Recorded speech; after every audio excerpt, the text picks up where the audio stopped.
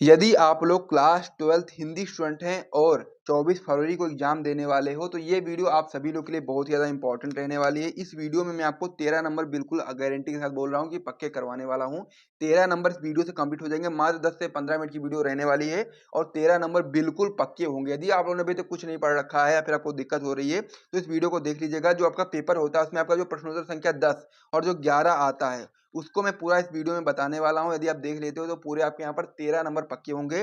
5 number का एक आपका गद्यांश आता है और पद्यांश भी आता है, लेकिन आपको गद्यांश करना है क्योंकि वो बहुत इजी होता है, क्योंकि आपको यहाँ पर अच्छे तरीके से लिखना भी है और नंबर भी पक्के करने हैं, तो आप गद्यांश ही लिखिएगा, ठीक है। और फिर दूसरा आपका इसमें होता है सबसे पहले शब्द युग्म का सही अर्थ। फिर आपका होता है 11 में ही दूसरा जो होता है किसी मतलब कि शब्दों में किसी एक शब्द के 2 अर्थ लिखना है, होता है निकार्सी शब्द।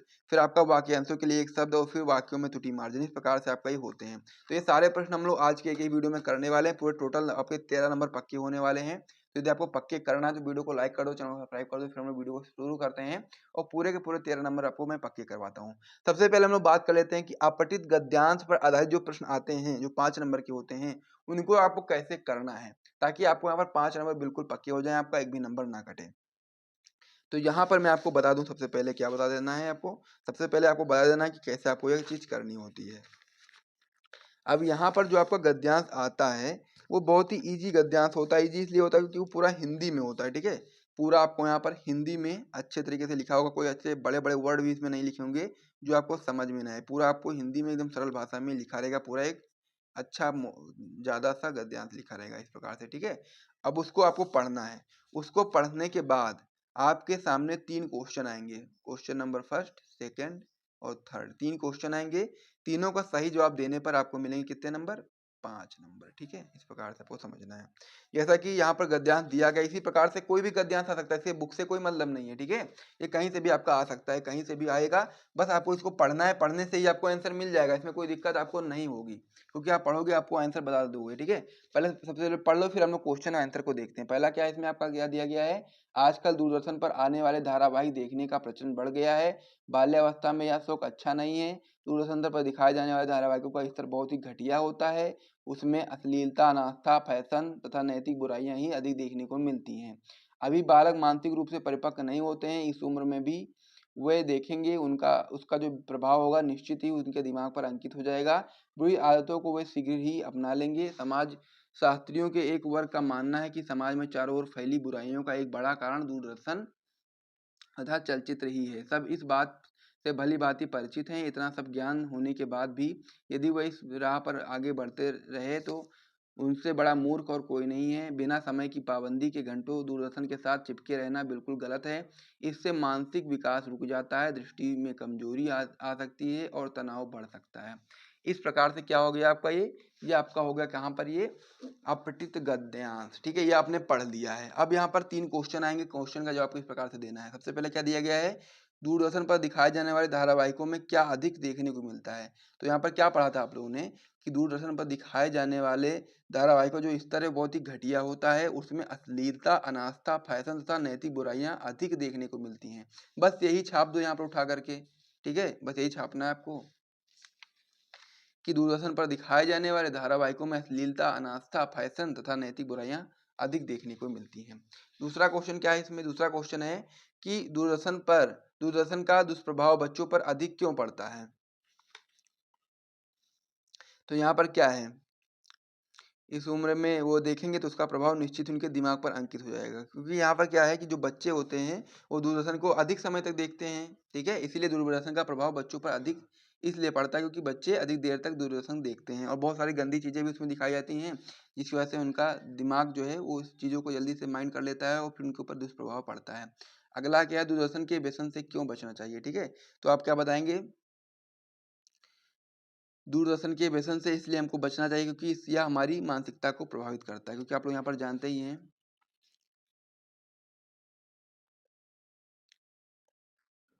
ये देखिए यहाँ पर लिखा है, इससे मानसिक विकास रुक जाता है, दृष्टि में कमजोरी आ सकती है और तनाव बढ़ जाता है। इसीलिए हमको दूरदर्शन के व्यसन से बचना चाहिए, यानी कि जो दूरदर्शन की हमको लत लग गई है इससे हमको बचना चाहिए। तो इस प्रकार से आपका एक गद्यांश होता है, इसमें से आपको आंसर देख के लिखना होता है। कोई दिक्कत आपको नहीं आएगी, आराम से कर ले जाओगे। अब हम लोग बात कर लेते हैं प्रश्नोत्तर संख्या 11 के बारे में। प्रश्नोत्तर संख्या 11 में आपका आता है शब्द युग्म, ठीक है। और शब्द युग्म के आपके सामने ऑप्शन रहेंगे, उनमें से जो आपका सही ऑप्शन हो उसका आपको जवाब देना होता है, उस पर आपको टिक लगाना होता है, कॉपी में लिखना होता है। तो यहाँ पर मैं ऑप्शन नहीं लिखा हूँ, मैंने डायरेक्ट आंसर लिख दिया, क्योंकि यहाँ पर आप कंफ्यूज हो सकते हो, इसीलिए ऑप्शन नहीं लिखा है। तो शब्द युग्म इस प्रकार से रहेगा, जैसे कि पहला क्या दिया गया, अभिराम और अभिराम। अब नीचे आपके 4 ऑप्शन रहेंगे, उनमें से जो आपको इजी लगेगा, मतलब कि जो अच्छा मतलब सही लगेगा वही आपको टिक लगाना है।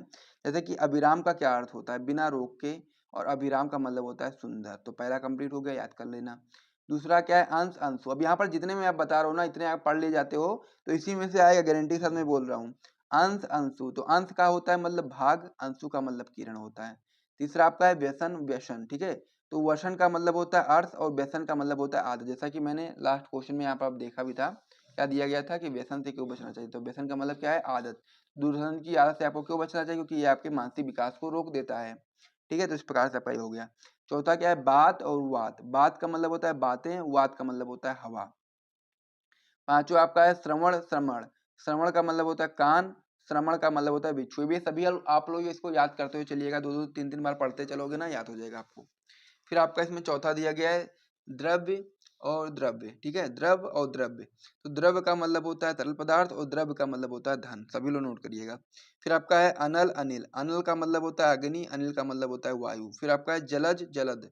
जलज का मतलब होता है कमल, जलद का मतलब होता है बादल।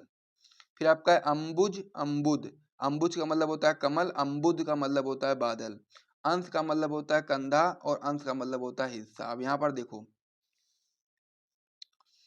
अंश का मतलब क्या है, भाग है, यहाँ पर क्या है, हिस्सा है, सेम चीज होती है, कंफ्यूज नहीं होना। यहाँ पर ये अंश अलग है और यहाँ पर ये अंश अलग है। तो इस प्रकार से आपको ये चीज देखनी पड़ेगी, समझनी पड़ेगी, ध्यान से करोगे तभी सही होगा, नहीं तो गलत हो जाएगा, ठीक है।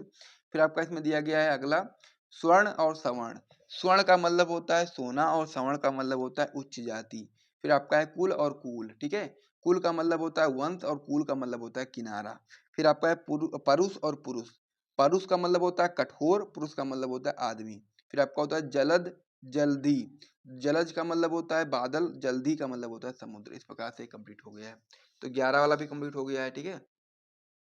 11 का वाला कंप्लीट हो गया। 11 में आपके 4 प्रकार के प्रश्न आते हैं, तो ये पहला का वाला है, 2 नंबर का ये आता है, ये कंप्लीट हो गया है।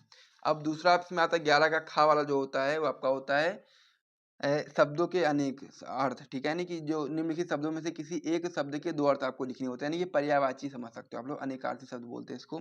पहला क्या है, इसमें जितने मैं आपको बता रहा हूँ ना, इतने पढ़ ले जाओगे तो इसी में से आएगा, गारंटी के साथ बोल रहा हूँ। पहला क्या है, अंबर। अंबर का मतलब वस्त्र, आकाश। अर्क का मतलब सूर्य, मदार। अक्षत का मतलब चावल का दाना, अखंड। कर का मतलब हाथ, किरण। कनक का मतलब सोना, धतूरा। कर्ण का मतलब कान, कुंती का पुत्र। काल का मतलब समय, मृत्यु। द्विज का मतलब पक्षी, दांत। मित्र का मतलब सहयोगी, सखा। पयोधर का मतलब बादल, नीरज। चपला का मतलब बिजली, लक्ष्मी। पतंग का मतलब सूर्य, पृथ्वी। वर्ण का मतलब रंग, आकृति। हलधर का मतलब बैल, किसान। हलधर का मतलब बैल, किसान, बलराम। फिर है आंख का मतलब नेत्र, अंकुरण। कमल का मतलब जलज, मोती। नाक का मतलब नासिका, आकाश। गति का मतलब चाल, दशा। विधि का मतलब प्रकार, रीति। अनुपम का मतलब अद्वितीय, सुंदर। यहाँ पर जो सबसे ज्यादा इंपॉर्टेंट है उसको भी समझ लीजिए, अंबर, अर्क, अक्षत, कर, कनक, कर्ण, काल, ठीक है। द्विज भी आता है, मित्र भी आता है, परोधर भी आता है। यानी कि जितने भी मैंने यहाँ पर लिखे हैं सभी इंपॉर्टेंट ही लिखे हैं, वैसे तो बहुत होते हैं, लेकिन जो मोस्ट इंपॉर्टेंट है, जो कि आपकी बोर्ड परीक्षा में लगभग हर साल आते ही हैं, उनको मैंने लिख रखा है, सब आप लोग पढ़ लीजिएगा। और फिर हम लोग 11 के गा वाले की ओर बढ़ जाते हैं। 11 का गा वाला जो होता है, इसमें आप बताएंगे निम्नलिखित वाक्यांशों के लिए एक शब्द का चयन करना होता है। जैसा कि दिया गया है, जो ईश्वर में विश्वास करता है। तो आप लोग जानते हैं कि जो ईश्वर में विश्वास करता है उसको क्या बोलते हैं, उसको हम लोग बोलते हैं आस्तिक। और जो नहीं करता उसको क्या बोलते हैं, नास्तिक। तो यहाँ पर क्या दिया गया है कि जो ईश्वर में विश्वास करता है, तो क्या बताओगे आप लोग, आस्तिक बताओगे, ठीक है। फिर आपका है जिसे कहा ना जा सके, उसको हम लोग अकथनीय बोलते हैं। इसको हम लोग बोल नहीं सकते, कह नहीं सकते हैं, उसको अकथनीय बोलते हैं, ठीक है। अगला आपका इसमें है जानने की इच्छा रखने वाला जिज्ञासु होता है, यानी कि जो जानने की इच्छा रखता है उसको जिज्ञासु बोलते हैं। जो सब कुछ जानता है उसको सर्वज्ञ बोलते हैं। 100 वर्ष का समय शताब्दी कहलाता है। और जो वंदना करने योग्य है वो वंदनीय होता है। जिसके आने की तिथि ना हो अतिथि होता है। जो कभी ना मरता हो अमर होता है। जिसे क्षमा किया जा सके उसे क्षमा बोलते हैं। जिसका कोई शत्रु ना हो उसे अजात शत्रु बोलते हैं। जिसकी उपमा ना दी जा सके अनुपम बोलते हैं। जिसके समान कोई दूसरा ना हो अद्वितीय बोलते हैं। दूसरों पर आश्रित रहने वाला पराश्रित होता है। जिसका वर्णन न किया जा सके अवर्णनीय होता है। अनुचित कार्य के लिए आग्रह दुराग्रह होता है, और किए गए कार्य को न मानने वाला कृतघ्न होता है, और जो जीता ना जा सके उसको अजय अजय बोलते हैं। ठीक है, इस प्रकार से आपका ये हो गया। तो इसमें भी आपके जो मोस्ट इंपॉर्टेंट थे सारे मैंने करवा दिए हैं, आप लोग एक बार देख लीजिएगा, आपको सब समझ में आ जाएगा। तो हम लोग आगे बढ़ जाते हैं। लास्ट वाला जो आपका होता है 11 का, जो घा वाला होता है, वो आपका होता है वाक्यों में त्रुटि मार्जन, यानी कि जो वाक्य अशुद्ध वाक्य दिए रहेंगे उनमें से आपको शुद्ध वाक्य लिखना होता है। पहला क्या दिया गया, मेरा प्राण संकट में है, तो इसका शुद्ध वाक्य होगा आपका होगा मेरे प्राण संकट में है। दूसरा आपका है मैं पुस्तक पढ़ा हूँ, तो इसका शुद्ध वाक्य होगा ये मैं पुस्तक पढ़ चुका हूँ। फिर आपका है पुत्री परायधन होता है, तो पुत्री परायधन होती है, होता नहीं होती है। फिर आपका है मैं भोजन कर लिया है, मैं भोजन कर चुका हूँ। मेरे को कुछ नहीं मालूम है, मुझे कुछ मालूम नहीं है। विष्णु के अनेकों नाम है, विष्णु के अनेक नाम हैं। तुम मेरे साथ मत बोलो, तुम मुझसे मत बोलो। इस प्रकार से आपका ये शुद्ध और अशुद्ध मतलब कि अशुद्ध रहता है, शुद्ध आपको करना होता है। 2 नंबर आपको मिलते हैं। तो टोटल आपका 13 नंबर इस वीडियो में मैंने कंप्लीट कराया है। यदि आपको यहाँ वीडियो पसंद आए तो वीडियो को लाइक करिए, चैनल को सब्सक्राइब करिए। मिलते हैं वीडियो में, तब तक के लिए जय हिंद।